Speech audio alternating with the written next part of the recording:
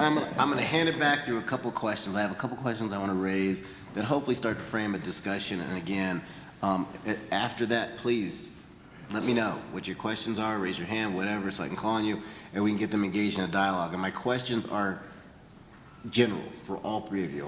I want the perspective of each of you in this, and I'm going to frame it from kind of a past. The first question is framed in the past. Second question is framed more in the present. But from the past, in doing a little bit of research about this, I saw that Professor Wexler from Arizona was very involved earlier in the 80s in framing the standards.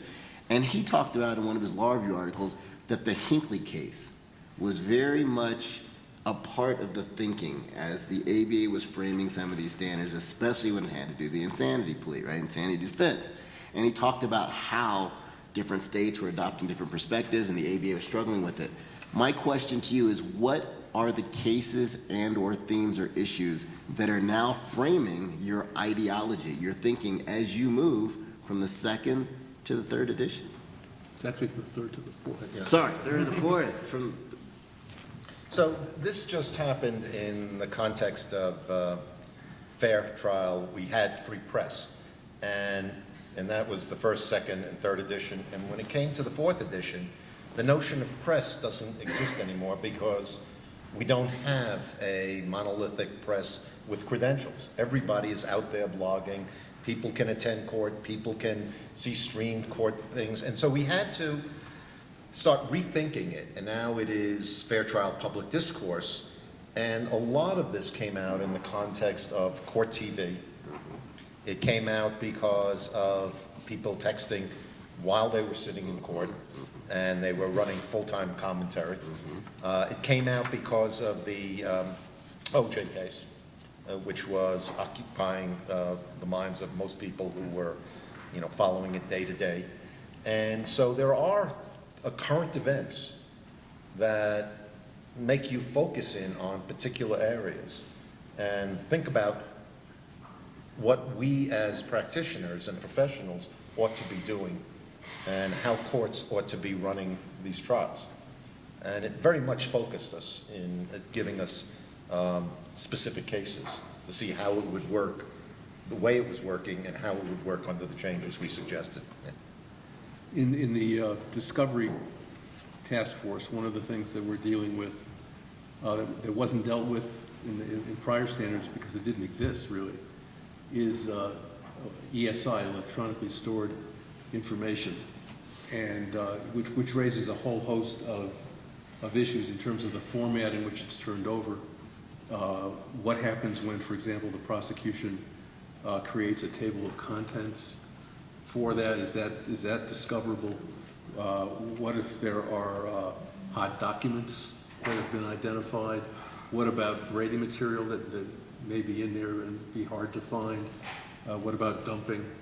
All kinds of issues that haven't been addressed before that we're grappling with now.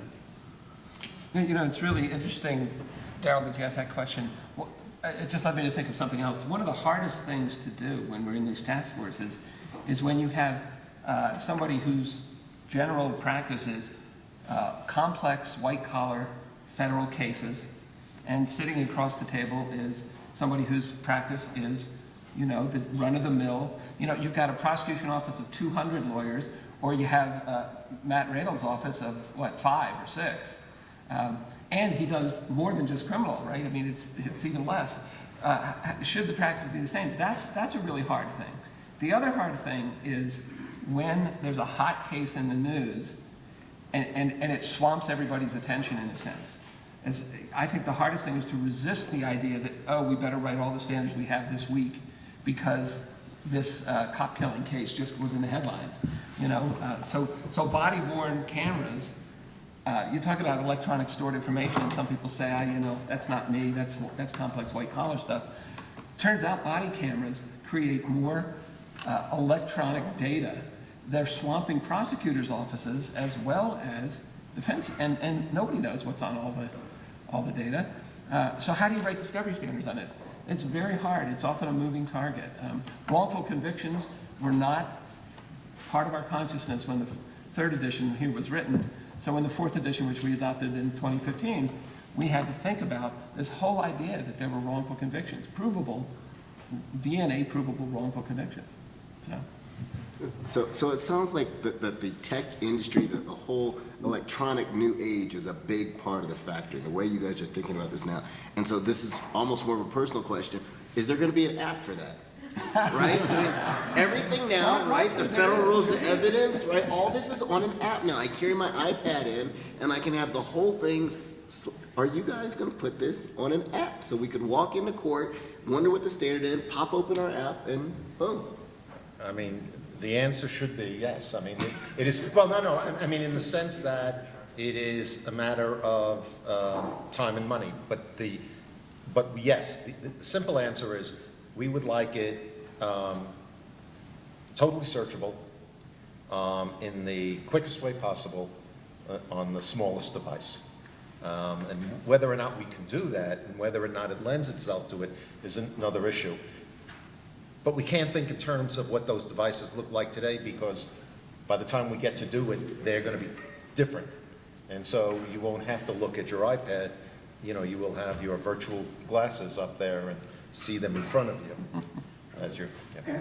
And if I might just interject, the ADA last year in August adopted a resolution that called for there to be a development of a product that would allow police officers to provide Miranda warnings to all of the different languages or dialects within their jurisdiction that they might reasonably be expected to come into contact with. Fast forward a few months ago, and the ADA created a Center for Innovation to look at different ways that we can use technology now and the advances that we have to provide greater service to the people that we represent and serve, and to better do our jobs. And one of the first projects that they have undertaken is to create an app just to accomplish that. I think that you're going to see, and we've had some other discussions about providing apps for other purposes. And so I think the future and that is not all that far off. That's cool to hear. That's very cool to hear. So my question that kind of goes more to the present. It deals a little bit with what Matt was talking about when he talked about kind of my focus and my expertise, but it also goes to the comments that he was saying. As a prosecutor, he thought it might be too defense-oriented. Obviously, other people have said it's too prosecution-oriented. As we look towards some of the current literature that's gaining a lot of national attention, so Michelle Alexander's New Jim Crow, right? Brian Stevenson's Just Mercy. Angela Davis from American University Law School has one called Arbitrary Justice. There was just, and for those of you that don't see a lot of web-type shows, there's a group called Intelligence Squared, and they had one out called Do Prosecutors Have Too Much Power? Right? So the national dialogue is all about right now, do the prosecutors have too much discretion? Do they have too much power? How are you all hearing, dealing with, handling the national calls, the national crises, the national volume on certain issues, in particular that one, as you try and balance making all the prosecutors in this group happy, all the defense counsel in this group happy, and all the judges in this group happy? So, you know, Can't make them all happy. I used to go, I mean, this is one of the great things, and everybody here, I thought I saw all the hands go up, members of the section.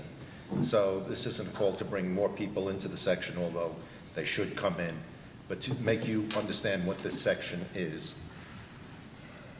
I used to go to meetings of the NACDL, and when you get them all together, prosecutors are fascists. And, you know, these are sort of slight things, you know, too much discretion, far beyond that.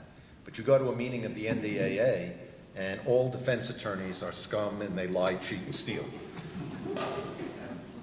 I have no idea what judges think about both sides. I do know what academics do. And they just think of both as Philistines who are just don't understand the real philosophy of law. And you get to the criminal justice section, and you get prosecutors, defense attorneys, academics, judges, and others sitting around the table who are rational, reasonable, who talk to one another, who want the best outcome for the criminal justice section. This thing is being recorded now. Really what the world should see is what the council meeting looks like when you have a controversial issue. And we discuss this all the time. We talk about implicit bias. We talk about it in all areas of the criminal justice system. And sort of how we deal with it, how we want to deal with it, what the outcomes ought to be. Marty said that theoretically you can take a vote within the task force, and the liaisons theoretically don't get a vote. But that's all theoretical. What happens is we arrive at conclusions by consensus, and it's a wonderful thing to watch and see. And the system works when we do it here. And it's not always the case outside. So, yeah, we're aware of all of this. Are we going to solve the world's problems? The answer is no. Are we going to convince people that subconsciously they should not be racist or have prejudices? No. Or whether they should do it consciously. But we can try to build into the system protections, internal controls, and put out standards that show that we recognize the problem and offer solutions to the issue. Just to do a little inside baseball, one of the things that happens with hot issues is there's another mechanism for creating policy within the section, and that is there are lots of committees that are part of the section. There's a prosecution function committee, a defense function committee, and a variety of others, and they propose resolutions. And these resolutions get presented to the, just to the council, not to the standards committee, trying to work out some mechanism for giving them a voice, for giving the standards committee a voice in this. But there's a hot issue. These committees want the council to speak on these hot issues, and they may have been dealt with in a set of standards, they may not have been. And so there's a tension there about moving forward on something that everyone's anxious to take a stand on, but also wanting it to be part of maybe a revisiting of the standards, which can't happen all that often. You know, standards get rewritten 10, 15 years or more. So it's a challenge to find the right line to draw there and when to go forward with something expeditiously and when to hold off and wait. Incidentally, just as an aside, Angela Davis used to be a member of the council, and she was honored last year, 2 years ago, with one of our awards. So, you know, the other, students ask me this question all the time, right? I had a student come to me halfway through the semester this spring. She said, I spent spring break reading the new Jim Crow. She said to me, is that true? And I said, well, there's a lot of truth in it. She said, if that's true, what are we doing here in law school? Why am I not out on the barricades, you know? And I said, well, you know, you could be. And so this is sort of what Ron was saying a little bit. What's nice about the criminal justice section is you can't do it all. No one person can change the whole system. Doesn't matter what their job is.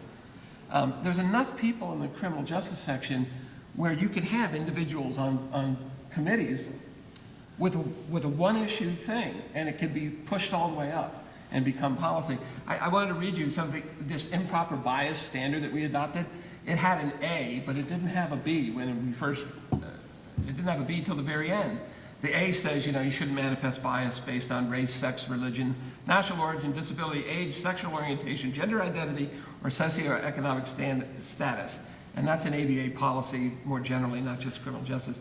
But there was no B. Here's what B says now. A prosecutor's office should be proactive in efforts to detect, investigate, and eliminate improper biases with particular attention to historically persistent biases like race in all of its work. And then there's a second sentence. That was put in by a prosecutor. I think it was Mike McCann. Yeah, it was McCann. Who pushed that forward, sort of at the end. He said, I want that in there.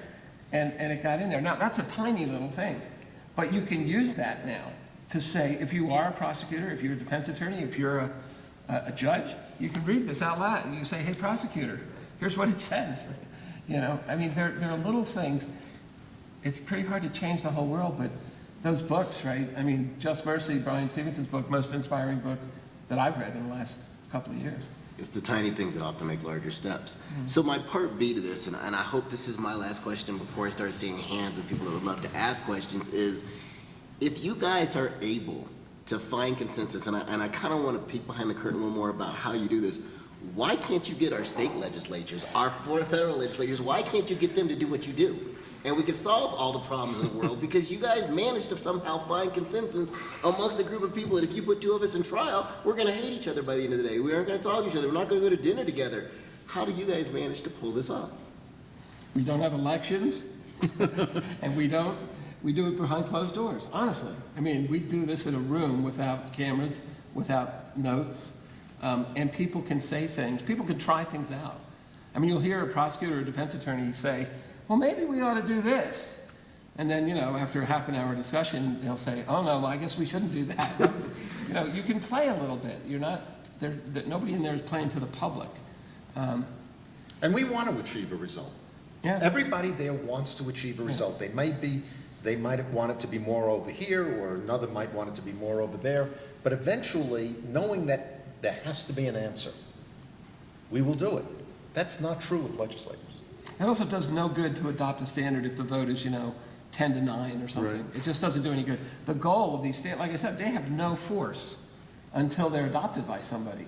And if it goes out with a sort of tag, oh, this was a 10-9 vote, you're not going to get that kind of adoption, right? The advantage we have in the amicus context in the U.S. Supreme Court is we have a standard introduction that talks about how these are consensus views from groups with incredibly diverse perspectives, that they were all agreed on this as the reasonable standard.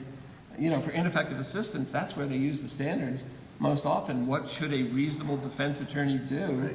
They'll look at the standards. And that's the beauty of commentary. So let me take the example Every time that that word comes Rory up, I feel gave guilty. before. So Rory's view before was, what does a defense attorney do if they come up with newly discovered evidence? And you might get a 10-9 vote that it should be this way, or a 10-9 vote that there should be another obligation. And in fact, we don't want that as the result. Everybody would say you should act. And that's not particularly helpful, but commentary is.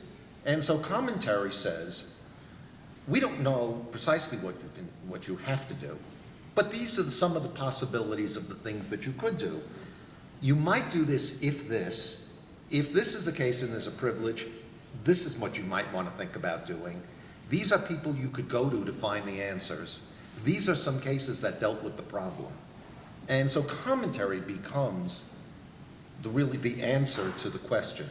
So we never have to take that vote. One of the ways that consensus is reached is by compromise, and sometimes it's a very delicate compromise.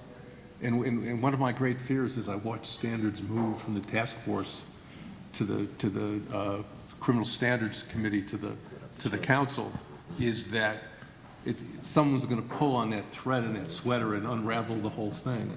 It really is a very carefully structured balance in the end that makes it possible for everybody to sign on.